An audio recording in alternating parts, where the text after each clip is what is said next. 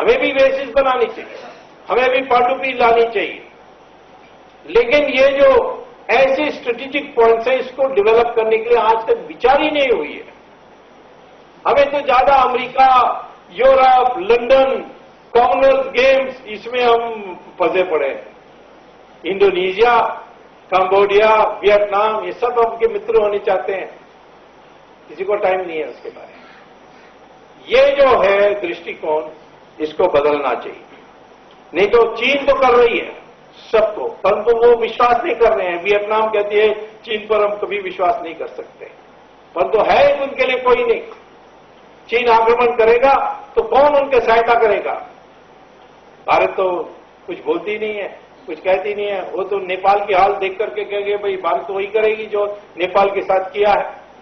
किसी को विश्वास नहीं है कि भारत उनके लिए साथ खड़े रहेगा। यदि चीन उन पर आक्रमण करेगा तभी तो दोस्ती आएगी, नहीं तो वो समझौता कर लेंगे चीन से। ये तीसरी चुनौती हमारी है। चौथी, चीन और पाकिस्तान की जो रिश्ता है इसको हमें तोड़ना है। ये बना रहेगा तो हमारे लिए बड़ा नुकसान है। पाकिस्तान की सारी न्यूक्लियर इंडस्ट्री चीन ने बना के दी है। क्यों? वो पाकिस्तान इंडिया के पीछे नहीं रहना चाहिए, इसीलिए बना देती है। अब क्यों कर रही है? गुस्सा होने से कोई फायदा नहीं है। वो अपने राष्ट्र हित के लिए कर रही है। चीन पाकिस्तान हिंदुस्तान के विरोधी है, हिंदुस्तान की विरोधी है, इसलिए चीन पाकिस्तान को बढ़ाएगी तो फिर हिंदुस्तान कमजोर हो जाएगा। आज हम पाकिस्तान का मुकाबला कभी कर सकते हैं, परंतु पाकिस्तान और चाइना दोनों मिलकर के हम उनका मुकाबला अभी नहीं कर सकते।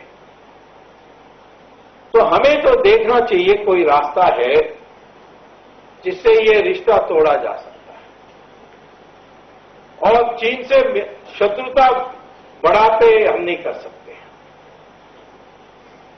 मित्रता भी ऐसे नहीं करनी चाहिए जैसे पहले किया कि हमने उसको भाई भाई कह दिया और सब आंख बंद कर लिया जो भी उन लोग गलती कर रहे थे। हमें अब चीन से सीधी बात करनी चाहिए। चीन सबसे ज्यादा डरता है कि हम तिब्बत को सहयोग करके वहां विद्रोह पैदा करेंगे। हमने तो तिब्बत को तो त्याग कर दिया है। जवाहरलाल नेहरू ने 1954 में किया था, 1954 में, और आश्चर्यजनक बात है कि अटल बिहारी वाजपेयी 2003 गए, उन्होंने भी दस्तखत करके आ गए। उनको कहना चाहिए था कि नहीं, ये जवाहरलाल नेहरू की बेवकूफी है, हमें पुनर्विचार करनी पड़ेगी, हम तो ऐसे नहीं मान सकते। जैसे चीन हर बात को नई तरीके से उठा देती है, और ये तो अंग्रेजों ने किया है, हमें तो फिर पुनर्विचार करनी चाहिए, हमारी सीमा हम नहीं मान सकते।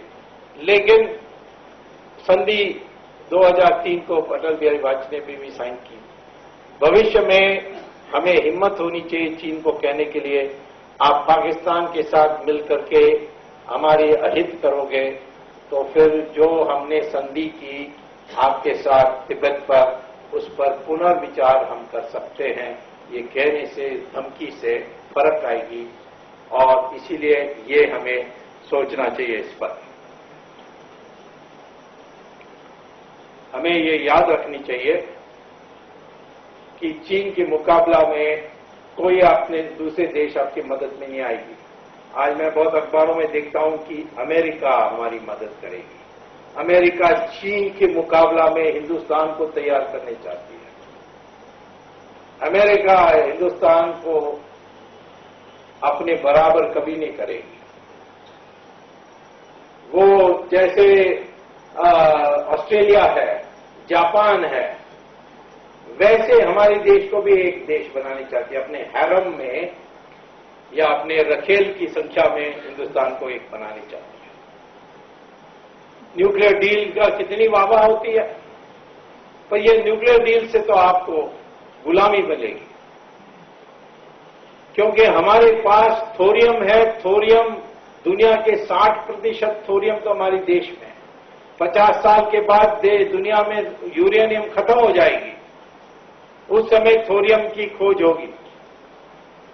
और हमने लगभग 70% 80% जो शोध करनी थी थोरियम को यूरेनियम बनाने में, वो कर दी है। लेकिन ये न्यूक्लियर डील के कारण इसको रोकना पड़ रहा है। यह है अमेरिका का इरादा। ये न्यूक्लियर डील देने का इरादा है कि ये आप नहीं करोगे, आप अणु हथियार नहीं बनाओगे, परमाणु हथियार नहीं बनाओगे, इसके लिए ये डील हुई है। चीन के पास परमाणु हथियार है, हमारे पास नहीं है। हमारे पास परमाणु शक्ति है, हम बम बना सकते हैं, हमारे पास अस्त्र है, परंतु अस्त्र पर वो एटम बम यानी न्यूक्लियर बम, परमाणु बम बना करके उसको खड़ा नहीं किया है। तो ये अपने दिमाग से हटा देना चाहिए।